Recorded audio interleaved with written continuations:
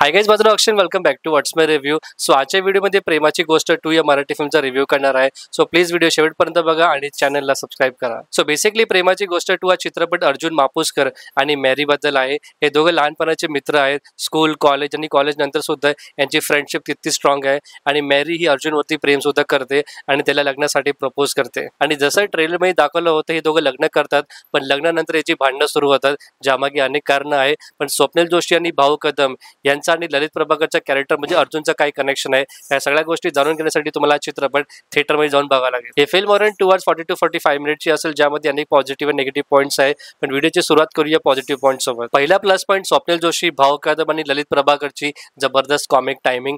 फिल्ममध्ये कॉमेडी कुठेही फोर्सफुल किंवा अननेसेसरी वाटत नाही. कम्प्लिटली एकदम नॅचरल वाटली मला. स्पेशली ललित प्रभाकरचा संडास बाथरूम वाला सिक्वेन्स मला सर्वात जास्त हिलेरियस वाटला. तुम्हाला सुद्धा हा सीन खूप जास्त आवडेल, 100% गॅरंटी. या फिल्मचा सेकंड प्लस पॉईंट म्हणजे प्रोडक्शन क्वालिटी, जी सुपर डुपर आहे. प्रत्येक सीन, प्रत्येक फिल्म एकदम ब्राईट आणि कलरफुल ठेवलं, ज्यामुळे फिल्मचं डायरेक्शन, फोटोग्राफी आणि बाकी टेक्निकल गोष्टी सुद्धा खूप चांगले दिसून येतात. पुढे फिल्मचा तिसरा प्लस पॉईंट म्हणजे संपूर्ण कास्टची परफॉर्मन्स. ललित प्रभाकर, रिधिमा पंडित, ऋचा वैद्य, स्वप्नील जोशी, भाऊ कदम, करण किशोर आणि जितके पण ऍक्टर्स होते, सगळ्यांची परफॉर्मन्स मला मनापासून आवडली. ऑनेस्टली सांगू तर संपूर्ण चित्रपट मी शेवटपर्यंत बघितला. याचं सर्वात मोठं रिझन म्हणजे ललित प्रभाकरची स्क्रीन टायमिंग. रोमॅन्टिक सिनेमा करणं ललित प्रभाकरसाठी हात का मेल किंवा बाय हात का खेळ आहे. पुढे फिल्मचा अजून एक प्लस पॉईंट आहे की हा चित्रपट मॅरेज बद्दल एक स्ट्रॉंग मेसेज डिलिव्हर करतो, जे मला मनापासून खूप खूप आवडलं. खऱ्या प्रेमाची किंमत तेव्हाच कळते जेव्हा तुम्ही तुमचं खरं प्रेम गमावता.